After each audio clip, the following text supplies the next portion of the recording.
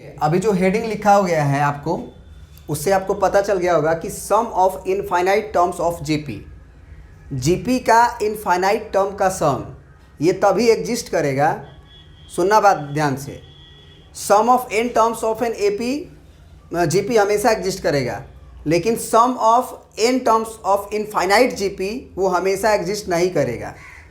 कब एग्जिस्ट करेगा और कब एग्जिस्ट नहीं करेगा उसको ज़रा समझते हैं, है ना। क्योंकि इसका समेसन जो इनफाइनाइट टर्म का है ना, उसका फार्मूला आता है a by 1 minus R. Infinite term का सम का फार्मूला आता है a बाई 1 माइनस आर, लेकिन शर्त होता है कि यहाँ पे जो r का वैल्यू है, मॉड ऑफ r का वैल्यू वो लेस देन 1 होना चाहिए। मॉड ऑफ r का वैल्यू लेस देन 1 का मतलब होता है कि r का वैल्यू -1 और 1 के बीच में होना चाहिए। r का जब वैल्यू -1 और 1 के बीच में होगा तभी इनफाइनाइट टर्म के समेसन एग्जिस्ट करेगा, और वो वैल्यू होगा a/1 माइनस आर। लेकिन अगर ये r का वैल्यू -1 और 1 के बाहर हो जाएगा, जैसे कॉमन r क्या होता है, कॉमन रेशियो होता है, तो कॉमन रेशियो का वैल्यू अगर 10 हो गया, 15 हो गया, मतलब 1 से ज़्यादा हो गया, अगर 1 भी आ गया तो यहाँ पे तो दिक्कत है। आपको मालूम होगा a अगर 1 हो गया तो दिक्कत है। तो a अगर 1 हो गया तो भी हम इनफाइनाइट टर्म का सम नहीं निकाल सकते हैं। एक्चुअली होगा क्या, इस पे समझना ज़रा ज़रूरी है कि क्यों नहीं निकाला जा सकता है। r का वैल्यू अगर 1 होगा, चाहे 1 से ज़्यादा होगा, तो हम क्यों नहीं इनफाइनाइट टर्म को जोड़ सकते हैं, इस पे ज़्यादा फोकस होना ज़रूरी है। ज़रा सोचो कि हम एक जीपी लेते हैं, उसका कॉमन रेशियो जो है ना, हम मान लेते हैं 3 ले लेते हैं, और फर्स्ट टर्म मान लेते हैं कि हम मान लो 5 ले लेते हैं। तो फर्स्ट टर्म हमारा 5 हो गया, आप 3 से गुना करेंगे तो 5 या 15 या 45, है ना, और फिर 45 या कितना हो जाएगा, ऐसे ही आगे बढ़ जाएगा हमारा, मान के चलो। अब ज़रा सोचो कि अगर तुम डॉट डॉट डॉट डॉट कर दिए, अब तुम इसको जोड़ना चाहते हो, 5 + 15 + 45 प्लस ऐसे करके जोड़ना चाहते हो इनफाइनाइट टर्म तक। क्या ये टर्म जो है वो बढ़ते जा रहे हैं कि नहीं बढ़ते जा रहे हैं, सोच के देखो। तो जब हम बढ़ते ही जा रहे हैं, रुकने का नाम नहीं ले रहा है, और नेगेटिव टर्म कुछ है नहीं, क्योंकि एक्चुअली आप 3 से गुना कर रहे हो, तो वो कैंसिल आउट तो करेगा नहीं। तो क्या इसका सम जो है वो इनफाइनाइट होगा कि नहीं होगा? होगा सर।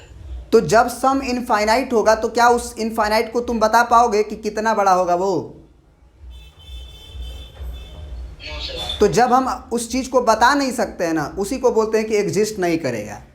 माने इसका जो समेसन है उसको हम क्या लिख देंगे, समेसन क्या होगा, डज नॉट एग्जिस्ट। आप कहोगे सर एग्जिस्ट करेगा, तो मैं बता दो कितना होगा। देखो, डज नॉट एग्जिस्ट और एग्जिस्ट में बहुत कन्फ्यूज़न होता है। डज नॉट एग्जिस्ट को लोग समझ लेते हैं अनडिफाइंड। डज नॉट एग्जिस्ट का मतलब होता है कि वो दिखाई नहीं दे पाएगा आपको, इतनी बड़ी संख्या होगी वो कि वो एग्जिस्ट नहीं करेगा, ये मानेंगे, वो दिखाई नहीं देगा। क्या बात समझ में आ रहा है? Yes sir. ये बात अपने दिमाग में रख लीजिएगा। कॉमन रेशियो का वैल्यू अगर -2 होगा मतलब तो भी ये दिक्कत है, और 1 होगा तो भी दिक्कत है। 1 होगा तब क्या होगा, ज़रा सोचो। अगर मान लो कॉमन रेशियो का वैल्यू हम 1 ले लिए और a का वैल्यू हम 5 ले लिए, तो हमारा पहला भी 5 होगा, अगला भी 5 होगा, क्योंकि कॉमन रेशियो तो 1 है, तो 1 का ही गुना करना होगा। तो 5 × 5 5 × 5 5 × 5। अब तुम सोचो 5 ही 5 को जोड़ना होगा इनफाइनाइट बार, 1-2 बार नहीं, इनफाइनाइट बार। तो क्या उसका माने आप सोचो ना कि 500 बार ही जोड़ोगे तो क्या होने वाला है, 5000 बार जोड़ोगे तो क्या होने वाला है, 5 को 5 करोड़ 5 अरब, माने इतनी बड़ी संख्या हो जाएगी वो जब इनफाइनाइट तक जोड़ोगे कि वो भी हम एग्जिस्ट नहीं होगा, ये बोल सकते हैं। उसी तरह से नेगेटिव के भी केस में है। अगर कॉमन रेशियो में -2 हो जाए, माने -1 के पहले हमने क्या लिखा है कि कॉमन रेशियो -1 और 1 के बीच में रहेगा तभी समेसन पॉसिबल है। तो हम माइनस का भी एग्जाम्पल लेके आपको दिखा रहे हैं। सोचो कि अगर तुम -3 ले लोगे तो ये क्या बनते जाएगा, -5 -15 -45। तो क्या ये नेगेटिव में बहुत बड़ी संख्या नहीं आ जाएगी, -इन्फिनिटी की तरफ नहीं चली जाएगी? तो इसीलिए बोला जाता है कि जब कॉमन रेशियो का वैल्यू -1 और 1 के बाहर होगा तो समेसन एग्जिस्ट नहीं करेगा। ये कॉन्सेप्ट है इसके पीछे। मैंने उसे जोड़ने पे है क्या आएगा हम नहीं बता सकते हैं, लेकिन अगर कॉमन रेशियो का वैल्यू -1 और 1 के बीच में होगा तो उसे जोड़ा जा सकता है। उसका समेशन किसी बाउंड्री के बाहर नहीं जाएगा, ये पक्का है। माने एक निश्चित रूप से एक ऐसा नंबर होगा उसके वो पार नहीं जा सकता है, क्योंकि एक्चुअली कॉमन रेशियो अगर 1 से कम होगा तो वो अगले नंबर को क्या करते जाएगा। एग्जाम्पल लिख के दिखाते हैं, ठीक है। अब चलो यहाँ पे देखो, हम एक जीपी लिए हैं जिसका पहला टर्म 5 है और कॉमन रेशियो 10 है।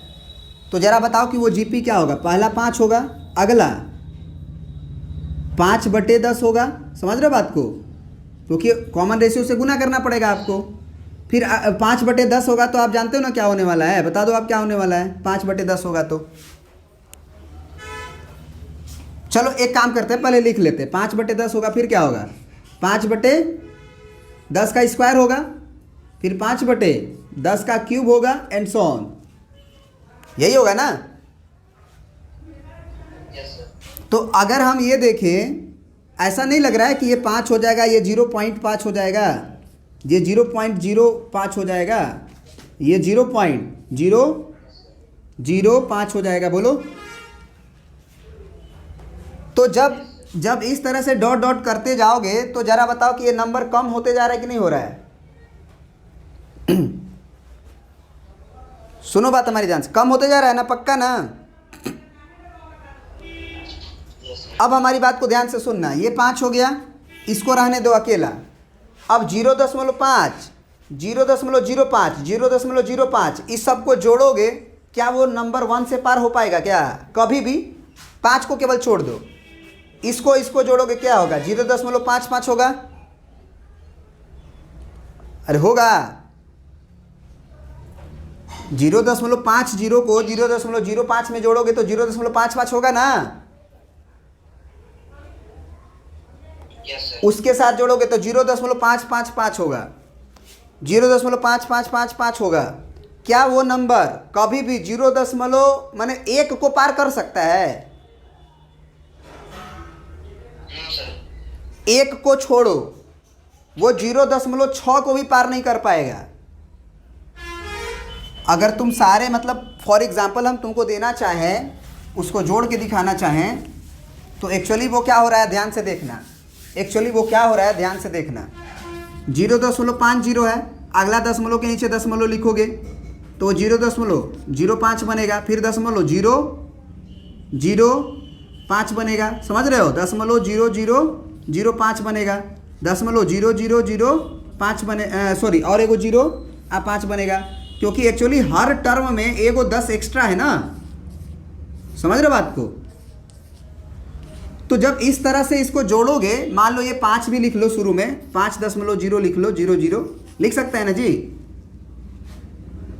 तो जब इसको जोड़ेंगे तो यहाँ 5 आएगा, यहाँ 0.5 5 5 5 5 ऐसे ही 5 5 बढ़ते रहेगा कि नहीं, बोलो बढ़ते रहेगा।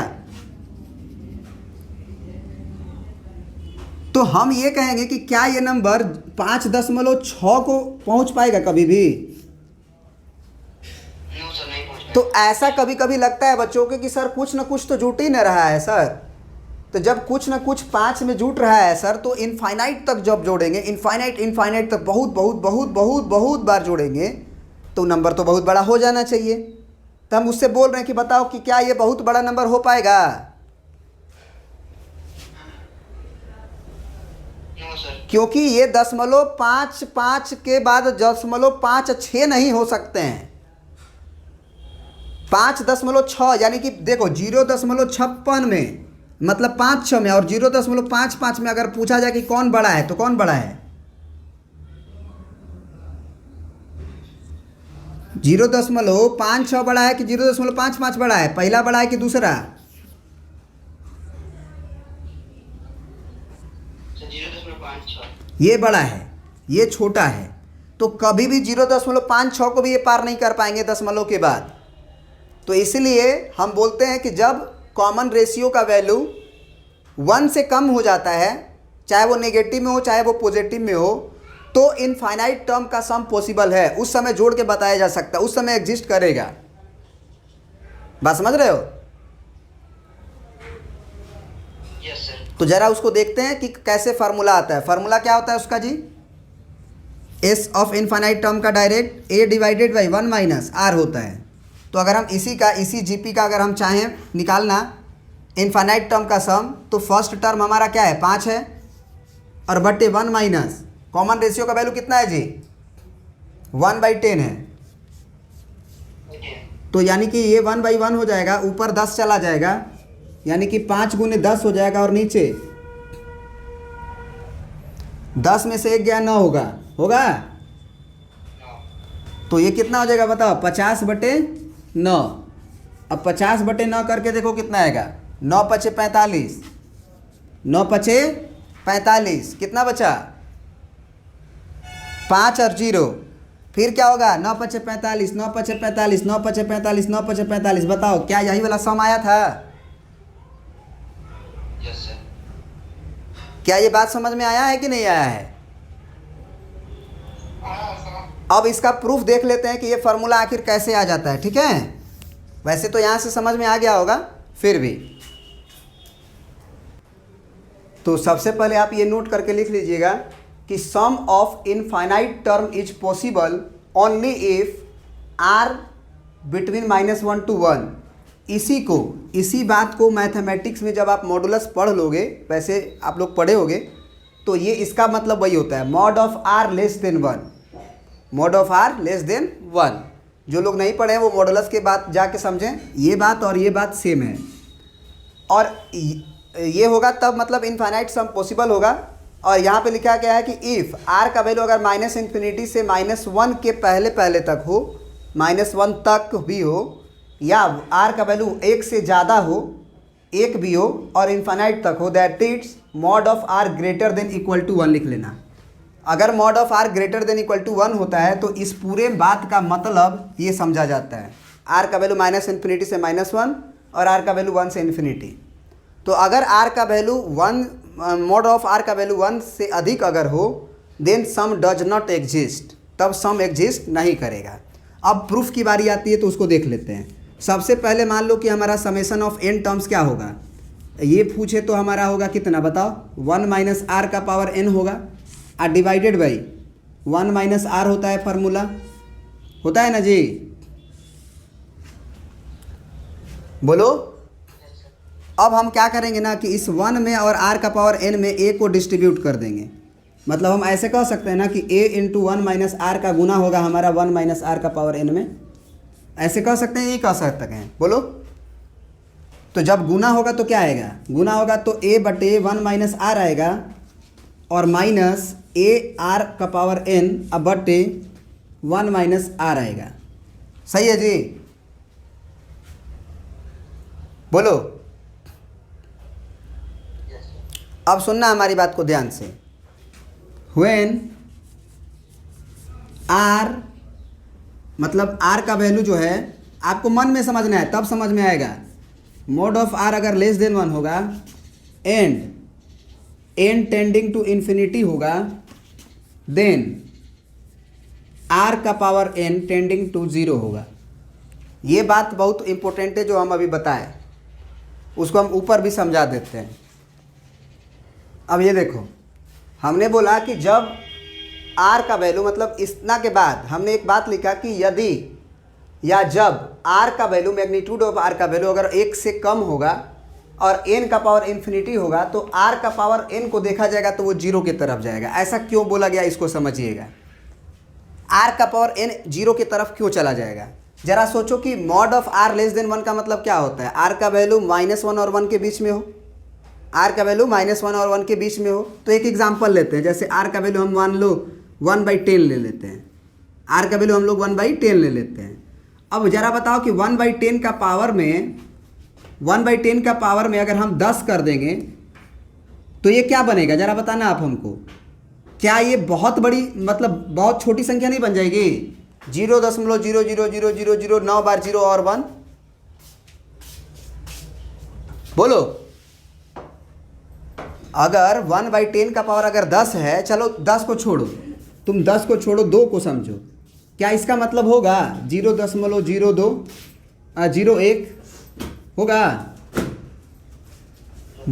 और अगर तुम 2 के जगह पे अगर तुम 3 कर देते हो तो ये 0 क्या बनेगा, 001 बनेगा। तो अगर तुम 10 करोगे तो क्या बनेगा, ये 10 करोगे तो 9 को 0 बनेगा। 1 2 3 4 5 6 7 8 9 1। तो जरा सोचो कि n का वैल्यू 10 ही रखने पे, n का वैल्यू 10 ही रखने पे ये क्या 0 के करीब नहीं चला गया एकदम।